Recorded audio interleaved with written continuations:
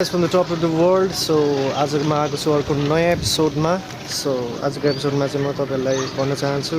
So I'm gonna give you some tips about bike, how to ride bike, cruise control and clutch use गर्ने, brakes. Maybe so many कतिलाई थाहा पनि छैन होला. Like so this is my bike standing over there. म तपाईहरुलाई सिकाउन आँटेको छु अब how to balance हुन्छ नि ओभर स्पीड अनि कर्नरिङमा कसरी ब्यालेन्स गर्ने त्यो टिप्सहरुको बारेमा तपाईहरुलाई भन्नेछु. So मेरो bike R5 version 2 2011 model. So as you can see यहाँले देख्न सक्नुहुन्छ यो चाहिँ इग्निसन स्विच हो. यो चाहिँ इग्निसन स्विच हो हैन. अनि एन्ड देन यो चाहिँ यहाँको भनेको चाहिँ तपाईको टाकोमिटर. यसमा छ तपाईको neutral, indicator, head beam, engine check light र टेम्परेचर स्विच. सो अनि यहाँ देख्नुहुन्छ तपाईँ आरपिएम लिमिट हैन. अनि त्यसपछि यहाँ ब्रेक, तेल स्विचहरू हो. अनि यो light indication, clutch, head beam, indicators, horn. So अब के देख्न सक्नुहुन्छ भने how to ride a bike है. Let's see. So now ignition switch यसरी अन गर्ने. एन्ड देन बिस्योर कि तपाईँहरूले हेलमेट लाउनु भएको होला हैन.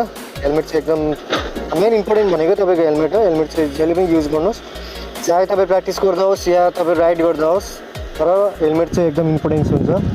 सो किल स्विच अन गर्ने एन्ड देन चेक गियर चाहिँ. अनि त्यसपछि यहाँ यो चाहिँ तपाईँको क्लच लिभर हो. सो यसलाई क्लच तानेर चाहिँ हामीले के भन्छ न्युट्रल ल्याउनुपर्छ. अहिलेसम्म चाहिँ गियरमा थियो. हो यस्तो यो न्युट्रल साइन आइसकेपछि तपाईँ के हुन्छ भने बाइक अब स्टार्ट गर्नलाई रेडी छ. सो किल स्विच अन भइसकेको छ मेरो. And then let's start. ल अब चाहिँ मेरो बाइक स्टार्ट भइसकेको छ. सो अब के गर्ने भन्दाखेरि क्लच दबाउने, यसरी पुरा क्लच दबाउने. त्यसपछि अगाडि 1 नम्बर गियर हुन्छ, अगाडि 1 हुन्छ र थोरै मैले चस्सो पछाडि लियो भने फेरि न्युट्रल हुन्छ. ओके गाइस, अब 1 लिने. ओके. सो त्यसपछि मेरो यो हातमा फोकस गर्नु होला, यो हातमा र अनि यो हातमा पनि.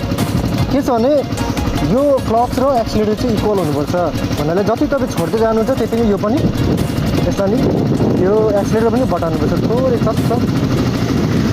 चाहिँ मैले यतिकै छोड्दैछु, बाइक आफै जानु थाल्छ. अब देख्नुभयो. अनि त्यसपछि पुरै क्लच छोडिदिने. जति यो एक्सिलेटर छ यसलाई नर्मल लिने है यसरी. र फेरि यसरी क्लच लिनु भने चाहिँ के हुन्छ भने इन्जिन आफ्नो पोजिसनमा काम गरेर हुन्छ, त्यही पोजिसन हुन्छ र फेरि छोडिदिएपछि के हुन्छ आफै कुद्छ. ओके. सो गाइस अब अर्को कुरा के भन्न चाहन्छु भने कतिपय राइडरहरू चाहिँ के छ भने यो क्लच ज्यादा खेल्नुहुन्छ क्या. यसरी यतिकै क्लच मात्रै खेलेर हुन्छ. त्यो राम्रो होइन गाइस. पछि झन् जति पनि चलाउनुहुन्छ तपाईँ फ्री चाहिँ एक्सिडेन्ट